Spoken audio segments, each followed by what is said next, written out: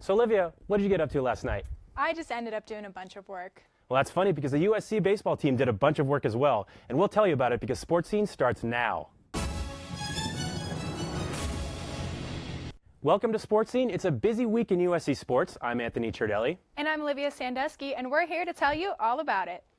The baseball team did work last night up in Santa Barbara, and believe it or not, Olivia, their bats finally came to life. They beat the Gauchos a solid 9-3, and every player in the starting lineup got a hit, which Coach Hubbs was happy to see. The 17th ranked women's lacrosse team continues their tough schedule as they face 15th ranked Colorado on Friday. Over the weekend, they beat California but lost a close battle to Stanford on Sunday afternoon. Izzy McMahon, Kerrigan Miller, and Emily Ciardelli combined to score 8 of the Trojans' 11 goals. Unfortunately, it wouldn't be quite enough for the win. USC will have to wait until a potential Pac-12 tournament matchup to get some revenge on the Cardinal. The USC men's hockey team traveled to South Lake Tahoe this weekend for the Pac-8 tournament. In their first game, they faced off against who else? Their heated rival, the UCLA Bruins.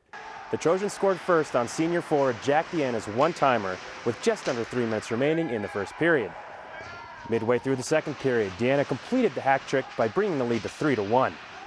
Deanna would score one more goal and seal the eventual 4-3 win for USC. Saturday afternoon saw the Trojans facing the Cal Golden Bears in the semifinals.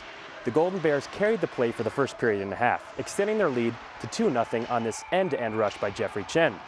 But USC would not go quietly. Just over 16 minutes into the second period, Chase Thesman scored his first goal of the tournament, cutting the deficit to 1. In the third, Deanna would tie the score with his 5th goal in 2 games, bringing the Trojans all the way back. As a freshman, Melton appeared in all 36 games, starting the final 25. He led the conference with 69 steals, tying the USC record for most steals as a freshman. Now, despite not playing at all this season, he still has the potential to go first in the first round of the NBA draft.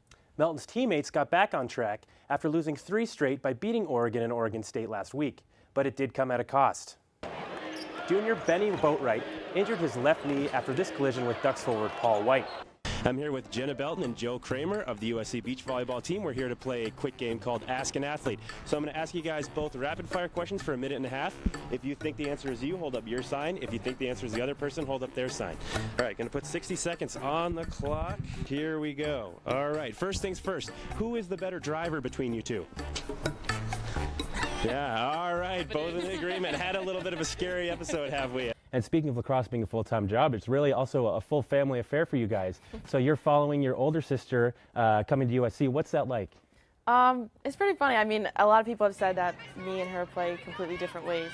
Gabrielle was a midfielder, and I'm strictly attack. But, you know, she left her mark here at USC, definitely, and hopefully I can come in and just fill those shoes that she left.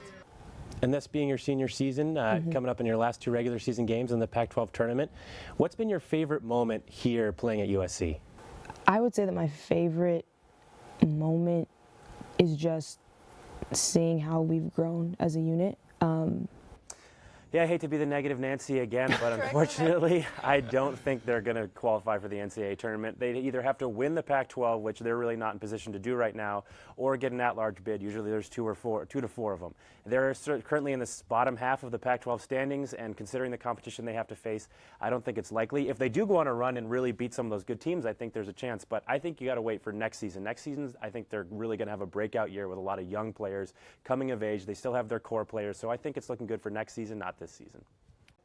The beach volleyball season is here, and I caught up with 2 former Trojans who are taking their success from college to the pros. USC alums Sarah Hughes and Kelly Clays are prepping for the big time. They're beginning their first full season as pro beach volleyball players. They met 7 years ago at a high school volleyball camp in Orange County. My coach was like, hey, we got this really tall athletic girl, and I was like, sure, I'll give it a go. I actually was playing indoor at the time and went out and tried beach, and you know, from my perspective, this little blonde girl comes up to me and is like, hey, do you want to play with me? And I was like, okay. Their head coach at USC spotted the pair's potential. Kelly was a big, strong, athletic young girl at the time. With Sarah's background and with Kelly's athleticism, that if I put them together, there was a pretty good chance that they could be an excellent team. Secondly, they genuinely like each other. And that's a huge piece. Clays and Hughes have already accomplished a lot in their young careers, leading USC to back-to-back-to-back national titles, and just 4 months after graduating, becoming the youngest pair ever to win an AVP Tour event. Hughes and Clays' professional coach thinks they can compete at the highest level. They have a huge chance to win. They have a huge chance to qualify for the Olympics. Hughes and Clays are the 11th ranked team in the world, and their confidence is growing with every match. I was in Chicago in the championships, and we're usually just us, like, let's go, and she started like going this at the crowd. It was pretty awesome, and I don't know if it's going to continue, we'll see, but I kind of liked it. I was really fired up in Chicago. They hope to keep that fire burning to qualify for the Tokyo Olympics in 2020. The USC club hockey team is one of the school's oldest club sports, and with the Pac-8 tournament coming up, players tell us what being a Trojan means to them.